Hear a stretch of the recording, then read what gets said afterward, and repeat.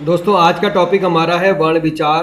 वर्ण विचार को ऑर्थोग्राफी बोलते हैं। और आइए वर्ण विचार के बारे में जानते हैं कुछ ऐसे पॉइंट्स जो कि आप जानना चाहते होंगे या फिर आप भूल गए होंगे। इस चैप्टर को एक बार आप रिवाइज कर लेंगे तो बहुत सारी ऐसी चीज़ें जो कि आपसे छूट गई हैं वो आपके एक साथ सारी रिवाइज हो जाएंगी और आपका हिंदी का जो बेस है वो काफ़ी हद तक यहाँ से सुधरता है। इन सारे व्यंजनों के बारे में एक एक करके मैं आपको बताऊंगा जिससे कि आपका ये जो चैप्टर है वो क्लियर हो जाएगा। तो चलिए स्टार्ट करते हैं वर्ण विचार से। आइए सबसे पहले वर्ण पर चर्चा करते हैं। हम वर्ण के बारे में आपको बताना चाहते हैं दोस्तों, प्रत्येक शब्द कुछ ध्वनियों से मिलकर बनता है। जैसे कि मान लो मैं एक एग्जाम्पल आपको देता हूँ, रमा, तो र प्लस आ प्लस मा प्लस आ, रमा। तो ये ध्वनियाँ हैं, इन ध्वनियों के और छोटे टुकड़े नहीं किए जा सकते।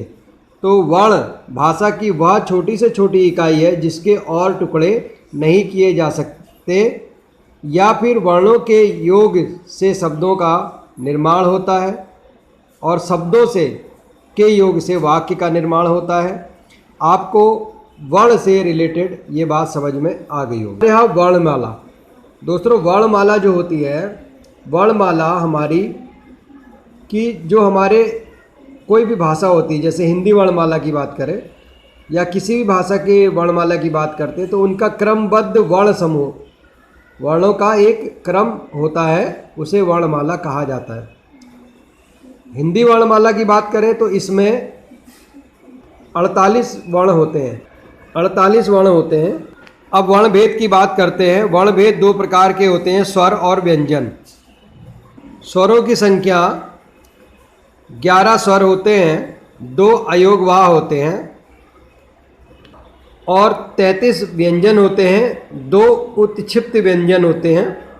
उत्क्षिप्त व्यंजन जो होते हैं वो का खा गा गा जो होता है अंगा या अड़ा, और एक होता है ढा की तरह बिंदु बनता है अड़ा। यहाँ पर आप देख सकते हैं ये उत्क्षिप्त व्यंजन है। अब यहाँ हम स्वर भेद की बात करेंगे। स्वर भेद 3, ह्रस्व स्वर, दीर्घ स्वर और प्लुत स्वर। ह्रस्व स्वर अ ई उ री, दीर्घ स्वर आ ई उ ए ऐ ओ आओ। प्लुत स्वर अब प्रायः लुप्त हो चुके हैं, लेकिन पहले कई स्वरों के उच्चारण में ह्रस्व स्वरों से 3 गुना अधिक समय लगता है, जैसे कि ओम। अब स्वर मात्राओं में आ जाते हैं। स्वर मात्राएं 2 तरह की, एक स्वतंत्र रूप से और व्यंजनों की सहायता के लिए। स्वतंत्र रूप से आ ई उ ए ऐ ओ तथा औ के रूप में। व्यंजनों की सहायता के लिए इन पर मात्राएं लगाई जाती हैं। आ की मात्रा, ई की मात्रा, बड़ी ई की मात्रा, छोटा ऊ, बड़ा ऊ, ये ई उ ए ऐ री, ये सभी मात्राएं आपने पढ़ी होंगी। तो 2 तरह से ये मात्राएं होती हैं। पहली स्वतंत्र रूप से हम इनका यूज करते हैं, दूसरा व्यंजनों की सहायता के लिए। जैसे क पर आ की मात्रा अगर लगाते हैं तो का, ख पर आ की मात्रा लगाते हैं तो खा। तो इस तरह से अब हम आते हैं अपना अयोगवाह में। वर्णमाला में 48 वर्णों में अगर आप बात करें तो 2 जो अंग और अह, ये विसर्ग ऐसे 2 वर्ण होते हैं जिनमें स्वतंत्र गति नहीं होती, तो ये स्वर नहीं कहे जा सकते और स्वरों के साथ प्रयुक्त होने के कारण ये व्यंजन भी नहीं कहे जा सकते। इसलिए ये क्या कहलाते हैं? अयोगवाह कहलाते हैं। अंग और अह अयोगवाह होते हैं। इन स्वरों का उच्चारण केवल नासिका से किया जाता है, उन्हें अनुस्वार कहते हैं। जैसे कि अंग, मंत्र आदि। अनुनासिक में ऐसे वर्ड होते हैं जिनका कोमल रूप जो है अनुनासिक होता है। अगर हम अनुस्वार की बात करें तो उसका कोमल रूप, जैसे कि हम आँख, चांद, दांत आदि शब्द ले सकते हैं। विसर्ग तो आप जानते ही होंगे, किसी भी स्वर से परे 2 बिंदियां लगाई जाती हैं, उसके बाद में 2 बिंदियां लगाई जाती हैं। जैसे प्रातः, अतः, तो ये विसर्ग कहलाते हैं। व्यंजन की बात करते हैं। व्यंजन स्वरों के बिना नहीं बोले जा सकते। स्वर की सहायता तो लेनी पड़ेगी व्यंजन को बोलने के लिए। ये व्यंजन 3 इसके भेद होते हैं: स्पर्श व्यंजन, अंतःस्थ व्यंजन और ऊष्म व्यंजन। आइए इसके बारे में चर्चा करते हैं। स्पर्श व्यंजन 25 होते हैं। का वर्ग का खा गा गा गा, चा छा जा जा या, टा ठा डा डाणा, ता था दादा ना, पा फा बाबा मा। ये हो गए 25। अंतःस्थ व्यंजन मतलब स्वर और व्यंजनों के बीच का उच्चारण इनका होगा, तो ये अंतःस्थ व्यंजन होते हैं, क्योंकि उच्चारण करते समय जीभ और मुंह के किसी भी भाग को हम पूरी तरह से स्पर्श नहीं कर पाते हैं इनमें। जैसे कि या, रा, ला, वा, ये 4 होते हैं। ऊष्म यानी ऊष्मा, यानी अगर जिनको बोलने से मुंह से जो है तेज गति से रगड़ खाने से जो है हमारी गर्म वायु निकलती है, तो ये ऊष्म व्यंजन, इनकी संख्या कुल 4 होती है: स, स और ह।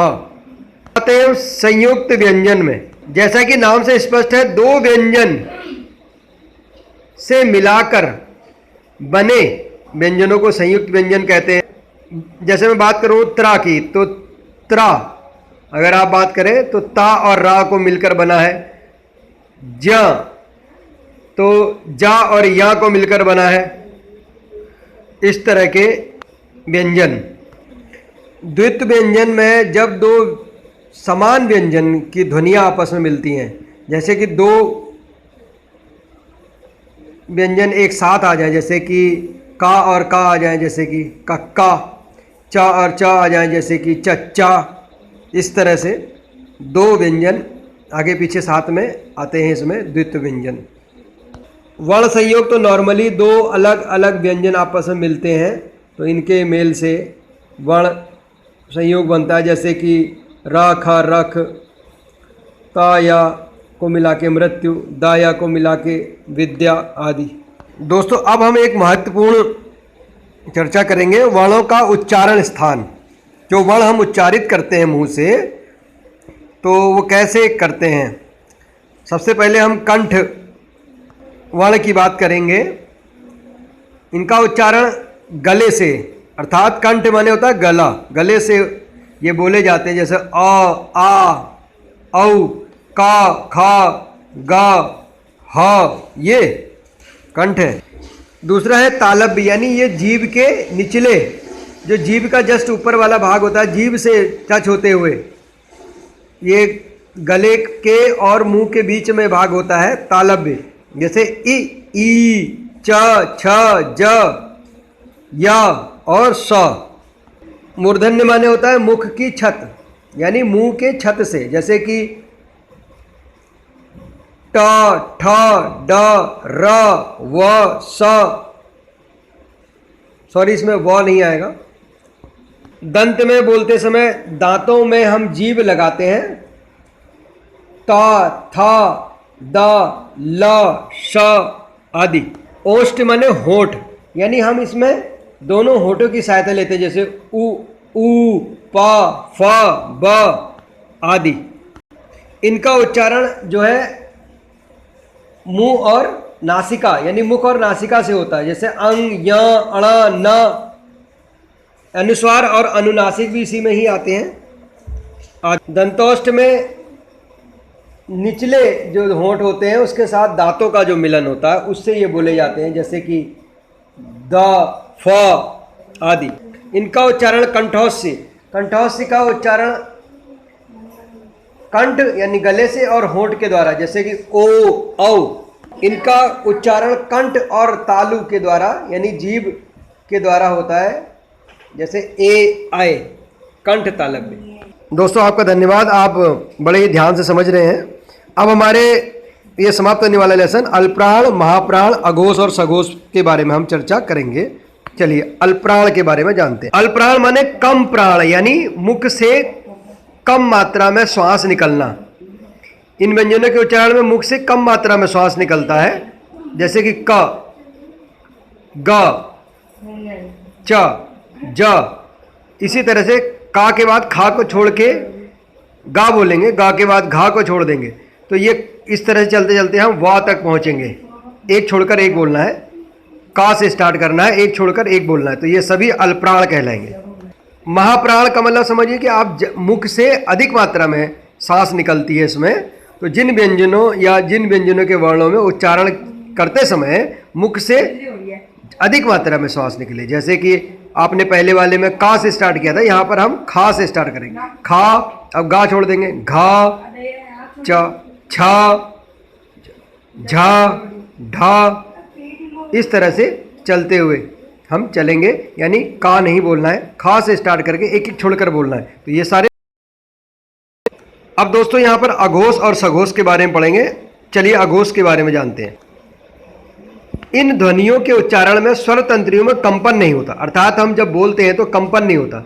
जैसे कि प्रत्येक वर्ग का का वर्ग का पहला और दूसरा का, खा, इसी तरह से हम चा वर्ग के बाद चा, छा, तो ये हर एक वर्ग के पहले और दूसरे वर्ण तथा सा, सा और सा ये अघोष वर्ण कहलाते हैं। इनमें कंपन नहीं होता।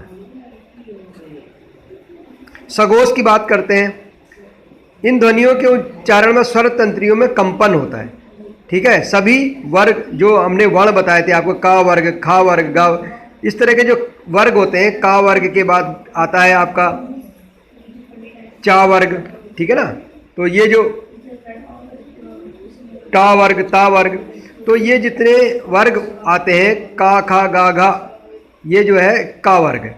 तो इसमें हर वर्ग में तीसरा, चौथा और पांचवा वर्ण तथा हा वर्ण ये सघोष कहलाते हैं। दोस्तों यहाँ पर ये चैप्टर समाप्त होता है। उम्मीद करता हूँ कि आपको ये समझ में आ गया होगा। थैंक्स, धन्यवाद। Please like and share. दोस्तों आज के इस कंपटीशन के युग में हम अपने हिंदी को ही अच्छी ढंग से नहीं समझ पाते हैं, और यहाँ पर मैंने आपको इस लेसन का जो नींव होती है, हिंदी की जो बिल्कुल जड़ होती है, वो समझाने का प्रयास किया है। उम्मीद है कि आपको समझ में आ गया होगा। नहीं समझ में आया तो वीडियो 2 से 3 बार देखिए, आपको अपने आप याद हो जाएगा। दोस्तों मिलते हैं एक अच्छी वीडियो में अगली। Thank you very much.